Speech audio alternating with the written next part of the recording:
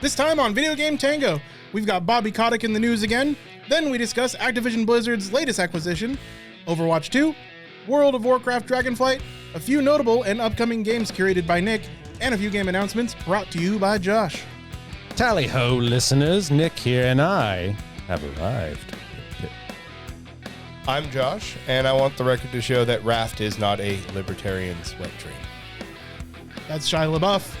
My name's Andy, and welcome to Video Game Tango. It's another week. It's another news. And by another news, I mean it's the same old news. News 2.0. They've reinvented news. Fuck you, Bobby. Oh, no. We've got Bobby Kotick back in the news today. I want to talk specifically about Bobby Kotick getting reelected back to the board of directors of Activision Blizzard by a nearly unanimous vote from the shareholders. But mainly, I want to point out a really fun article from Kotaku. So, Alrighty. Bobby Kotick is staying on Activision Blizzard's board. It's like a hobbit, but evil.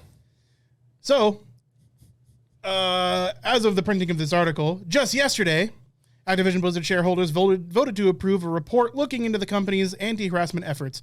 While the company itself is carefully considering that, stockholders also give the green light to the board of directors nominees, which includes shitty Bobby Kotick. So great. Kotick gets to stay on the board for another year despite the ongoing efforts from employees, other shareholders, and even right-wing groups to see him gone. I mean, Kotick has even been accused of perpetuating the company's toxic culture, so why anyone would want to work with him is totally beyond me. Money. You might have missed, the news, since it was part of the main press release announcing the company's, the results of the company's annual meeting of stockholders. In fact, if you check the document, Kotick's name doesn't appear in a single line. That's pretty sus, considering his name is almost inseparable from the company. But if you look at the official legalese filed on June 21st, you'll see Kotick shows up under the first proposed item, and yikes, what an item it is. Item 5.07, submission of matters to a vote of security holders, asks the entirety of the company, where all 647,887,763 votes were represented in proxy or by person, to approve the nominated board of directors to serve another full one-year term ending at next year's stockholders meeting. An alarming majority, 533,703,580 voted for the board to remain, with only 62,597,199 opposed, and some 2,162,178 abstaining. Robert Kotick has been approved to stay on the board of directors until 2023. Real cool, I guess. So I just kind of want to give props to the writer of the article, Boobs and Bacon, otherwise known as Jeremy Winslow, in writing such a brazen article, especially when the title of the article is Bobby Kotick is staying on Activision Blizzard's board. Ew. It's a nice, I mean, pretty much sums it up, though, doesn't it? It does, yeah. And I think this is, as far as the industry goes, most of everybody's feeling. As far as the industry is concerned, and as far as, gamers are concerned, most people don't fucking like Bobby Kotick. There are some people that don't know, but basically anybody that knows about what's going on at Activision Blizzard and what has been an ongoing problem for years now, dislikes Bobby Kotick. It's unfortunate that he's so good at making so much money for his shareholders that they're willing to overlook all the damage he's caused to the people he employs. But I guess it kind of is what it is. The way you got to look at it is it's Bobby's world. We just live in it. So far, quarter one profits of Activision Blizzard this year are 77% of last year's quarter one profits. Yes. After everything that's happening at Blizzard, they haven't even lost a quarter of their profits. Right. Profits are still profits, and that percentage range doesn't account for the fact that I'm talking about roughly $500 million. Yeah. Now, and that percentage range is in line with how the games industry is doing, especially in May. I don't even know how to compare that. I was going to say, it doesn't seem... Yeah, they've been making roughly $9-ish billion last couple years a year. Yeah. Bobby makes people money. That's he why makes the people shareholders voted him back in. He makes those millions of people lots of money. Now, if people stop fucking giving Blizzard their money and the shareholders see that it has to do with Bobby Kotick, then they will kick him off the board. Yeah. That's how these things work. That is how those things work. No, how does the Microsoft acquisition play into this? Because if it doesn't matter what Activision Blizzard's board says or what those things are, if Microsoft owns the company, they're like, well, we don't give a shit. Bye. So as far as Microsoft is considered, they still are essentially letting Activision Blizzard be its own entity. So in all likelihood, they won't touch Bobby Kotick's employment. So Bobby Kotick just gets to hold and stand underneath the umbrella of Microsoft? Because the decision was made before the acquisition is finalized in the early part of next year, he will probably remain on the board as CEO until the end of the fiscal year. Okay. In all likelihood. It's very unlikely that Microsoft is going to rock the Activision Blizzard boat that hard as to remove the CEO of the company upon full acquisition. They might have something to say when it comes for board re-election. Next year, it's like, oh, well, you're not eligible this year. Well, so, especially considering that they'll have a broader range of executives as far as after the acquisition goes, a broader range of executives to choose from for board seats and that kind of thing. So if somebody from the Microsoft camp decides to step up and is electable as CEO, that time might come and they might have enough sway to get him reelected to the board, but they're still beholden to their stockholders. So being that, Activision Blizzard stock is probably going to remain separate from Microsoft, it's still very possible that the board is going to reelect Bobby and the shareholders will agree. So that is entirely possible. What matters most? So while we do look at Bobby Kotick a lot because he's the head of this disgusting beast, right? But what we have to remember is that, as far as a day-to-day, he doesn't have necessarily all of the say and determining of what happens day-to-day at Activision Blizzard. Yeah, it's not his job. Right. So as long as the company culture continues to improve and we're getting reports that company culture continues to improve, that's the real win. Obviously, we want Bobby gone. Bobby's a piece of shit. But the real win is going to be a safe and, a safe and productive and cool, interesting work environment is, of course, like what we're going for, where they can, make more of the games that we love to play. Yeah.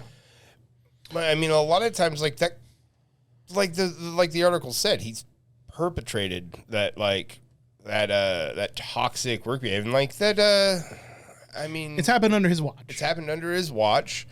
The people, I don't know. If the head's toxic, it's the whole the rest of it, that shit's going to trickle down. That's the only thing that trickles down. Until the day that the employees that have made up the people protesting and boycotting and unionizing against Blizzard tell me everything's good now, they're not seeing another penny from me. There's no wins until that happens for me. For me, it's that not necessarily everything's good because I don't think there's going to be a general consensus on that. As long as they have made serious progress with actionable items to improve their company culture, that's when they'll see my money again. And it has to be vocalized from, I think, the majority of the people that have been impacted by the fucking culture. So I'm kind of right there with you. It's just I think it's going to be hard to get a consensus for a very long time because there are going to be people that just hate Activision Blizzard because they now hate Activision Blizzard. And I am too. I think at this point, there's plenty of people that it doesn't really matter how much better it gets. The well is tainted for them, so to speak. Even if the employees of Activision Blizzard? Yes. Well, why would they keep working there if they? Well, that's the thing is a lot of them aren't going to continue working there. A lot of them have left, right? So there's going to be, I think what I'm saying is, I think you're going to have a very vocal majority that hates Activision Blizzard no matter what they do because of what's happened, right? And I think that's fair, right? Because they were the people that were impacted. Why would a majority of their employees keep rallying at this strength and not believe they're making progress if they end up making progress? I'm just a little lost. I didn't say majority. I said there's going to be said majority. I said silent minority. You said vocal majority. You did say vocal. Or no, I said it's fine sorry, if you did. Sorry, I was just sorry. So confused, vocal minority is what I meant. So at the end of the day, there's too many other fucking games out there that are good. Sure, I don't need to give Blizzard my money. Yeah, give it to somebody else. I personally, I look forward to hopefully being able to play World of Warcraft Dragonflight. But like I said, it's got to be actionable items that they're really focusing on to better the culture, right? So as long as they're making good progress into making a better culture and livable wages for their employees, then I think that's when they get my money, right? Is when we're on the upswing, so to speak. Cool. Speaking of giving Activision Blizzard money, hey, so World of Warcraft Dragonflight, it's been announced, but pre-orders have started. Oh boy, WoW keeps getting a little bit more expensive every time, doesn't it? So World of Warcraft Dragonflight is going to come out in 3 flavors for pre-order. You get the base edition for $49.99, the heroic edition for $69.99, and the epic edition for $89.99.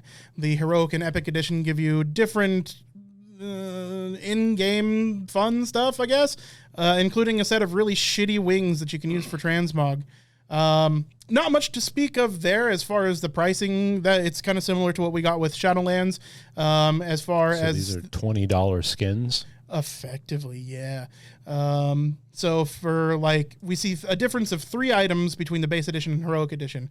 One is a Dragonflight level character boost, which is level 60, Tangled Dreamweaver flying mount, and the Merc Straza pet. So that's what you get for another $20. For an additional $20 on top of that, bringing you to a grand total of $90, you'll get the Time Walker's Hearthstone effect. So when you use your Hearthstone, it'll glow yellow instead of green. Sounds about right. The diadem of the Spellkeeper head slot transmog, so you get a little transmog item. Wings of Awakening backslot transmog in 5 color variants, so you get 5 wings that you can transmog to, and 30 days of game time. So the 30 days of game time is a $15 edition. So I guess if you factor that in, it's not too bad of a deal over the heroic edition. It means you're only actually paying $5 for the Wings of Awakening back slot, the diadem of the Spellkeeper head slot transmog, and that's the Time Walker's Hearthstone effect. Well, I do have to say I'm anti pre-order, so that's not going to happen for me personally. Hey, everybody listening, don't buy Dragonflight. Or definitely don't pre-order Dragonflight if you plan on playing it. Remember, your dollars talk. So even if all the goings on of Activision Blizzard aside, if you are still hell-bent on playing World of Warcraft Dragonflight, I get it, man. I itch for it all the time. Got to get that fucking adrenaline spike from World of Warcraft coming in. I get it. But don't pre-order. I would say that about just about any game. Don't pre-order, especially from AAA, the people that bring you AAA games. Yeah, make them earn that. Make them earn those dollars. Make them earn your dollars. When the game comes out. Yeah. Make them earn. Make them earn. Make them earn. Make them earn. Your It's dollars. a new word. So the other news that comes along with this is with pre-order sales going up, I'm going to highlight this here for the stream. World of Warcraft Dragonflight will be available on or before December 31st of 2022. We are expecting to see World of Warcraft Dragonflight come out before the end of the year. That's interesting because the Friends and Family Alpha has been going, but they haven't started a public beta yet. Public beta usually goes for a minimum of 6 months before they release the game. The timeline on this is a little bit scary. It's getting narrow. Yeah. And it makes me fear that they're going to be putting out kind of a lukewarm product. It's only been announced just this year. So to see that we're getting World of Warcraft in the same time frame as their announcement is a little bit off-putting to me. We're usually like a year and a half, nearly 2 years between the announcement of an expansion and the launch of an expansion. Seems sus. It does. That said, who knows how long they've been working on Dragonflight? They did cancel a lot of stuff that was supposed to be coming out for World of Warcraft Shadowlands. So maybe they put that dev time into what they expected their next expansion to be, and hopefully we're getting Dragonflight with some polish for all of us that we will be playing it.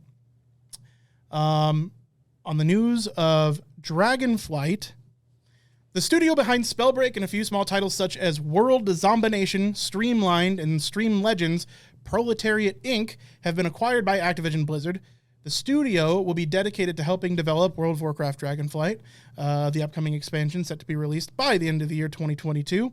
Spellbreak is a multiplayer action spellcasting game where you unleash your inner battle mage, master elemental magic to fit your playstyle, and cast powerful spell combinations to dominate other players across the Hollow Lands.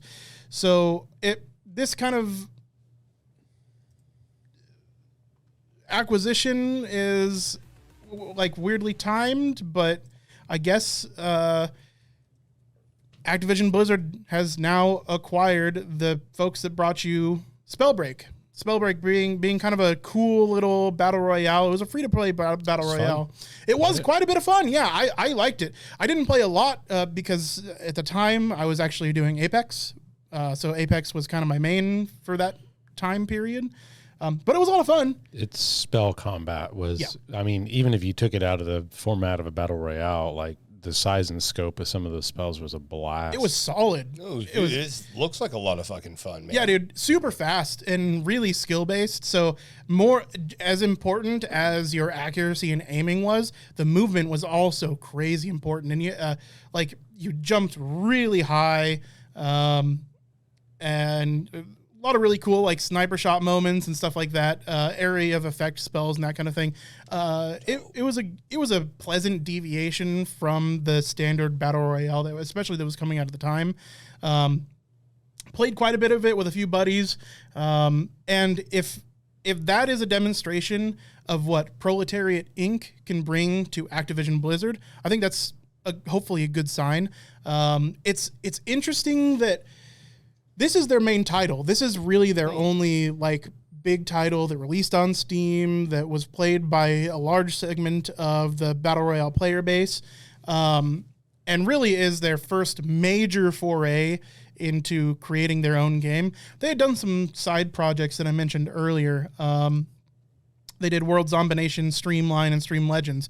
Stream Legends and Streamline was just, while Streamline was kind of a third-person, almost Fortnite-looking type game, and it was really meant for like Twitch interaction. Spellbreak was a big deviation from that, and it just goes to show that it seems like they've got a good dev team on their side, and they're really versatile. So it makes me wonder a little bit if this team is going to be working on World of Warcraft. What's in store for World of Warcraft, right? Are they using mostly their artists? Are they trying to, are they bringing these guys on so they can avoid crunch for their main team? Like it makes me question a little bit what the intention here is to absorb an already existing company of nearly 100 people to help work on a game that is like only 6 months away. Like you would think that the game is the bones of the game are nearly built, and all you need is art assets and finalization on the game, right? Yeah, right. You know. So it makes me question what the intent there is to bring on an entire other studio to help with World of Warcraft Dragonflight. Are they using them for their Twitch integration tech that they have? Are they using them for their artists and their coders? We're not quite sure, but I think it's actually interesting that they're bringing on somebody that created such a well-polished battle royale into World of Warcraft Dragonflight, especially with such a small pedigree that they have. I think it's pretty interesting they're bringing on this team. It may have been just a cheap acquisition with talented people. Yeah, you know? Like I mean, I feel like that's probably the path of least resistance there. You know, it's like an avoiding crunch on another team. It's like, we got this whole other team that's going to come in, do a little spit shine on the end here. Yeah. So, I mean, maybe, but I don't know, like with laying out the time frame and everything like you did, it definitely seems worrying. Yeah. I mean, 6 months to put out a massive MMO like World of Warcraft is... especially since we haven't had any kind of public access to it, is interesting, especially because Wrath of the Lich King is supposed to be coming out in the same time frame, like likely the same quarter as Dragonflight. And it also makes me wonder if they're eating into their player base a little bit by doing so. Or they don't think that people are going to get as hooked as they thought originally by throwing out another World of Warcraft Classic game. Who knows?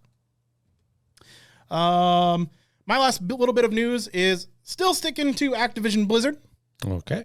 For those that don't know and are looking forward to Overwatch 2, Overwatch 2 on launch will be taking over Overwatch. Overwatch 1, as we know, will cease to exist come launch of Overwatch 2. Wow. It is a free upgrade for people that already own Overwatch, and as far as I understand, the plan is to make Overwatch 2 free to play.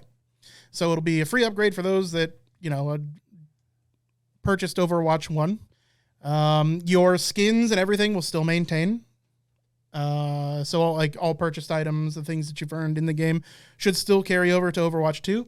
But it's worrying because the feedback for Overwatch 2 hasn't been terribly good.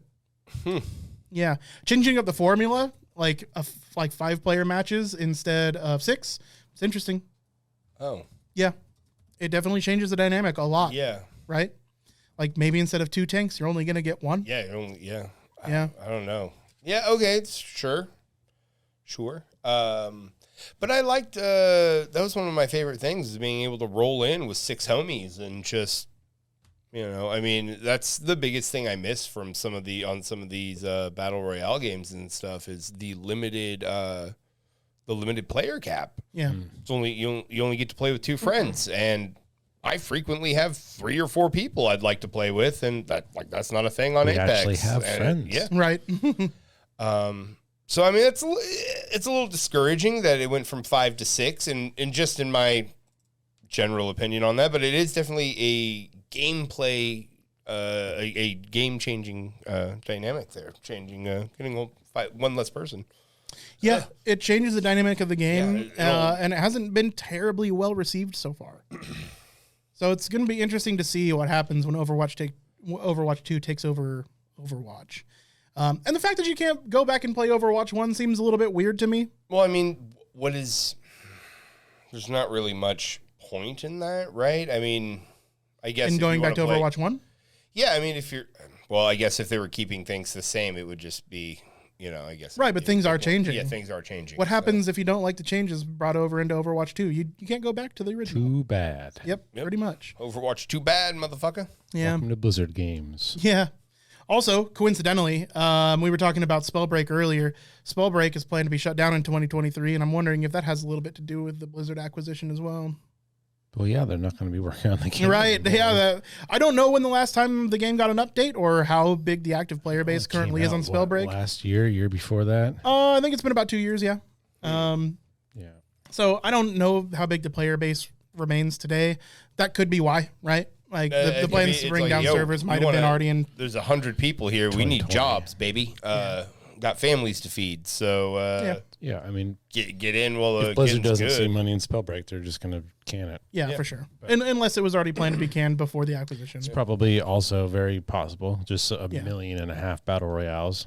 Yeah, and God forbid they do something new. Not a whole lot of people knew about Spellbreak, unfortunately. It was great. Yeah. It was a great little BR, but what are you gonna do? That's what I've got for the week. Okay, I got a bunch of stuff. Give us an offering, Nicholas. All right, the first one I saw that intrigued me. I got on Reddit. It's on the Indie Games forums. He is releasing Sentry, which kind of reminds me of like playing Deep Rock Galactic, but with a XCOM skin. So first-person co-op game, just like Deep Rock, but you're on the station that's under attack by enemy forces. And besides, obviously, guns and whatnot, it's also a minor tower defense. You build little actual turrets and traps and whatnot. But because it's on a space station, you have repeated fallback points where, like, if they've flooded a room, you can shoot out the window and just shoot them into space through the air sucking out of the window. It looks really neat. This is by Fireblade Software. I have a feeling it's probably one of his first things, given his Reddit post. Oh, they also work on Abandoned Ship, which I vaguely remember. This looks pretty cool. Yeah, it looks really neat. And I'm always down for getting to talk to the devs and whatnot of games on indie gaming on Reddit. Yeah. And Yeah, nice little trailer. I mean, it gets a little more hairy in a minute. They show them falling back, and the window blows out, and they all get sucked out. But it is very cool. That is coming out sometime in 2023, ways off, but worth mentioning. Next up, after watching Donkey's review on it, I think Neon White is worth talking about. Neon White is essentially a speedrunner's game, like designed from the ground up. Yeah. It is technically a shooter by the barest definitions, but what it actually is like a minor card-ish roguelite that plays like a, super fast puzzle platformer. So as you pick up guns, you can use them to do gun things, or you can discard the card that they're represented by to get mobility actions. Yeah. Every level, like Donkey was saying, is like 10 to 20 seconds. And of course faster if you practice it. But for those of you that like Hitman, I think he mentioned Doom Eternal. It's this game, I think he described it as it actually makes you feel like you're good at games. Right. I love games that make me feel like I'm good at games. It's when you find them, like you just feel it, Yeah. Oh yeah. The one downside, of course, Donkey hated it, but it is worth mentioning the dialogue and audio and writing is all extremely anime. Not great stuff. Very, very over the top. Yeah. But the gameplay itself is a blast. So that one is on the Steam Summer Sale. It is currently a whopping 10% off at $22.49. I mean, $22.49 isn't a bad price to pay for a good game. Yeah. Yeah. And I'm sure it's going to skyrocket up the charts because Donkey talked about it. Right? You're right. Yes. You guys never probably played it. Dragon's Dogma was a third-party kind of D&D meets Dark Souls-esque game that came out roughly a decade ago. I say roughly because they just had their 10th anniversary. It was a Japanese game. It did some interesting things. The biggest thing is that when you're fighting large enemies like giants and dragons, you climb all over them, kind of like in Shadow of the Colossus. Shadow of the Colossus, yes. The spell effects were amazing. You called on meteor storms and giant tornadoes that were like actual sized as you would imagine them. It was very cool, very unique, kind of a proto D&D-esque Dark Souls game. But with the 10th anniversary look back on the game, they announced Dragon's Dogma 2 is in the works. So for all 38 people out there who's played Dragon's Dogma and loved it like I did, that is exciting news. Of course, I don't think there's a release date. They just announced that they're working on it. Josh and I just watched tonight a little trailer for a game called Evil West. This looks really cool. Yeah. This is coming out by the people who brought you Shadow Warrior, Flying Wild Hog Games. It's somewhere like a standard B+ soup of Assassin's Creed, God of War, Little Devil May Cry, Far Cry kind of game, right? But it's got the Weird West setting. You apparently play as a vampire hunter fighting big old leech zombies and weird cultists and whatnot. It's like, what was that Wild West shooter game that I tried that really sucked? I don't know. Yeah, you remember we talked about it for fucking years ago. But no, we watched it. It looked good. I think if they can pull off a really cool setting, we all know that writing's probably not going to be the greatest. The setting's great, lore's great, the whole feel, the Wild West stuff. And then, of course, more importantly, the gunplay and the fighting is smooth and solid like we would hope. This gunfight that they're showing in the trailer just totally reminds me of the first boss in Sunset Riders, just right away. Up there behind the thing. That's probably an homage to it, yeah. But, it didn't look bad. It looked pretty neat. You get to level up your gun. You got, like, electric revolvers and all kinds of blood magic and... Yeah, that's the leveling up really reminded me of God of War because I just recently was playing that a couple months ago, and God it looked of War and Far Cry for sure. Had that very familiar, like, here's the video of your combos and what you're going to be doing. Very, very cool. And I like the Wild West. I like the Weird West setting. Yeah. Now, even though the movie wasn't all that great, like Jonah Hex, it was a cool setting, so I dig that. And that's kind of that's kind of the feel it has. And later on in the trailer, we saw some more of the monsters and stuff, and it definitely gets into a Weird West. Like for those watching, you're just seeing some banditry there, but it got strange. Yeah, it's pretty neat. So that was Neon White and Evil West. Somehow we missed that Mojang's making a new fucking Minecraft game. Yeah. Came out about 2 weeks ago, the announcement. Minecraft Legends coming out 2023. It is an awful genre name for it, an action strategy game.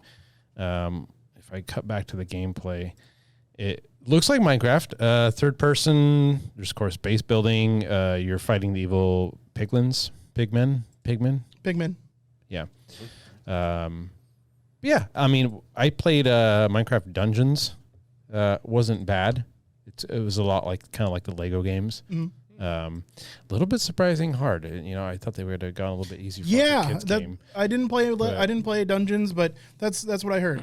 Yeah. But yeah, I mean, a new Minecraft name, Mojang, as well as Blackbird Interactive, whose previous projects, nothing like Minecraft Legends, Hardspace Shipbreaker, Crossfire, and they're the ones remaking Homeworld. They're making Homeworld 3. Interesting. I mean, I can see why they made kind of like a semi-RPG, semi-strategy RTS kind of Minecraft. Yeah. Very neat. I don't know what they're doing because, I mean, clearly Mojang's making the majority of it, but they must have just maybe needed extra help. I don't know what Blackbird's specialty is. Oh, my. Yeah, this is the pigmen. I think that's a boar lord, dude. The boar lord. Talked about Evil West. I mean, the Steam Summer Sale's out. There's a million fantastic games. Yeah, 100%.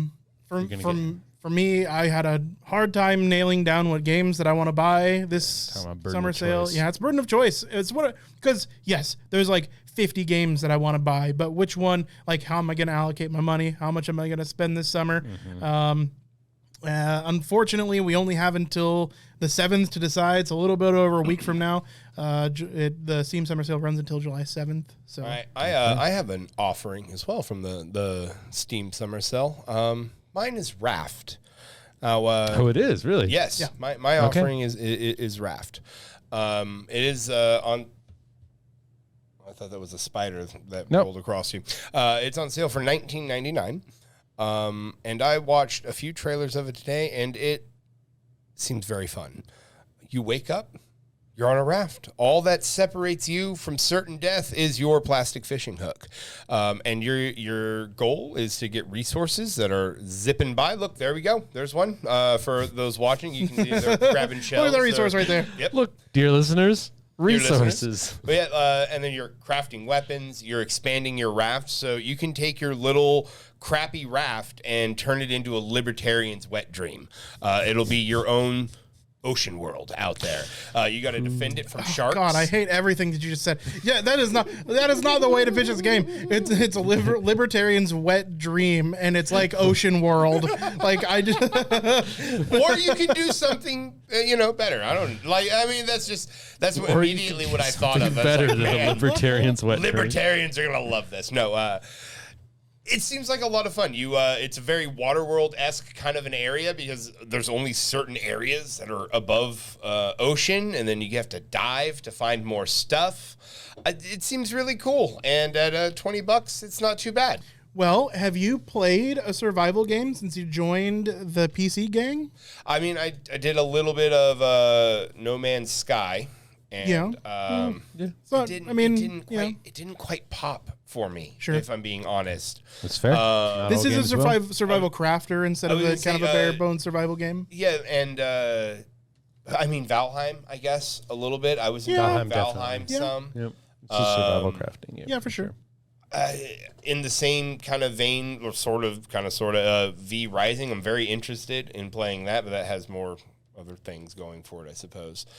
But the ocean, because I'm terrified of the ocean doesn't seem so scary in this one like it does. There's fucking sharks in it.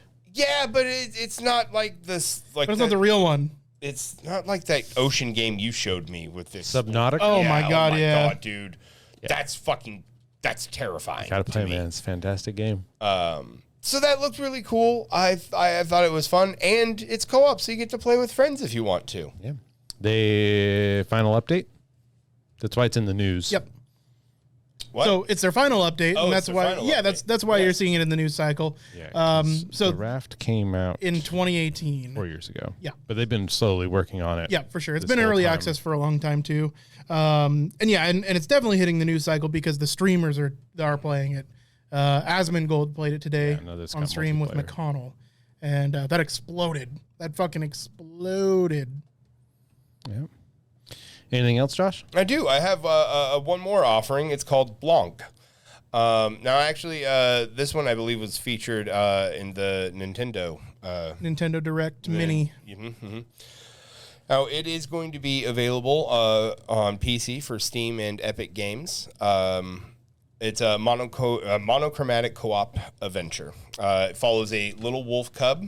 For those watching, you can see him now. But the art, all of this, guys, was handcrafted. All of it's hand-drawn and then brought to life in this beautiful 3D setting here. I was absolutely mesmerized by this little video here. I watched it twice. I loved it so much. Honestly, I feel a little bad that Sierra's not here to soak it in because You said It does it's a seem co-op like game? right up her alley. it is a co-op game. You guys can play it together. Reminds me of Nightmare Before Christmas. It has a little with the little wolf tongue has a little feel about that, but Burton-esque. they have to use because each one has different strengths. Like the little wolf pup, he can fit in places that the deer can't. The deer's more nimble, so their families got lost in a snowstorm, and they have to use each other's skills and friendship to get back to their families. I really hope that the game doesn't end with the family of wolves killing. That would be so mean. you It would just be spoiled so the ending, mean. didn't you? I might have. I don't know. I might have. This was called Blanc. Blanc. Yes. But B-L-A-N-C. just the art style of it blew me away immediately. I was intrigued by it immediately by its art style. Yeah, I mean, it looks very, fantastic. very, very, very pretty. Yeah. Cool stuff. And that is Blanc.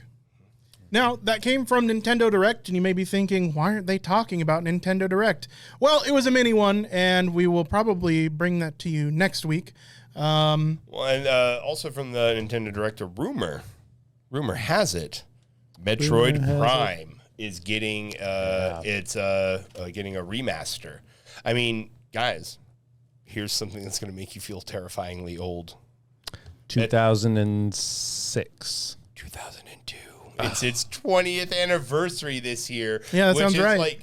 So there's been rumors before about Metroid getting its reboot here, its remaster. But with the 20th anniversary, it does seem like a perfect time for a seasonal holiday release for a game. You know, I think it could be real this time. I would love to see that. That'd be so much fun. I had so much fun playing Metroid Prime on my GameCube. Yep. The shit. I mean, dude, you can play Metroid Prime on your Switch while you play Resident Evil 4 on your PC now, and or in VR. Oh my god. We can just go back to the early 2000s at this point. Yeah, I mean, Might as well. Lots of re-releases, lots of remasters. In fact, Is there a VR game where you just put a CD in a PS2 over and over again until the Laserdisc reads it? until it reads it, I would hope so. Yep. and then You can probably find that up from an indie developer. one more offering, and this one I thought, What are we, a cult? yes, Keep offering things one more tonight. offering. Have you arrived? Guess Please what's don't coming arrive. to consoles, Nick? Nah. Rimworld. Yeah. Yeah. So I thought about mentioning it. I was like, ugh. So I think it's cool. It expands the player base. Offers it. Yeah, a to lot of people new- get the opportunity to play right it that they didn't wouldn't get otherwise to. have. I would say the major concern is going to be the UI, right? The major concern is that it, although is starting to happen, it's not an assumption that console games get to have mods. Do not get me wrong, Rimworld is very playable without mods, but it's one of those games where once you do play it with mods, you won't understand why anybody would ever want to play it without mods again. Yeah. And that's not just quality of life UI stuff. That's make the game run better, make it run faster, make it lag less. all of the content mods. The main artist for the game is also like one of the biggest modders for the game.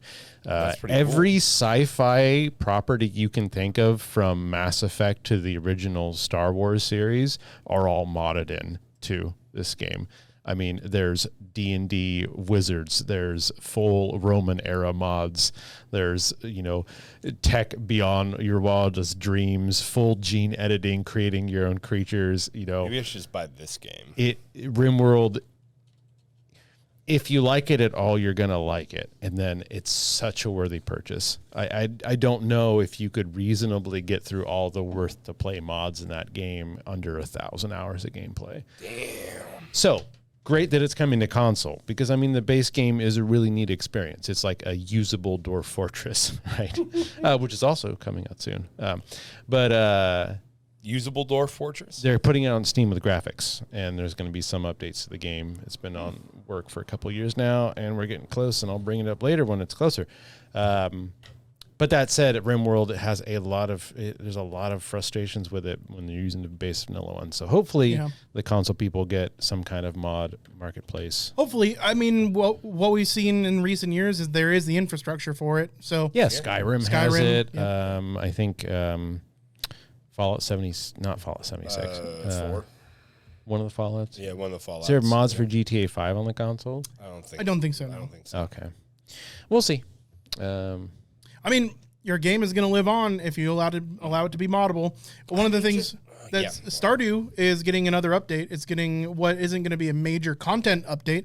It is going to get some content, but the main intent behind it is Concerned Ape wants to have an update that makes it easier for the modding community to mod the game. Yeah. So he's building essentially a mod engine for Stardew Valley that's going to be coming out sometime this year. That's dope. Yeah. That way you can continue to mod and modders can mod. If I've said it once, Everybody I've modding. said it literally 100 times. The modding community takes a game that they love and they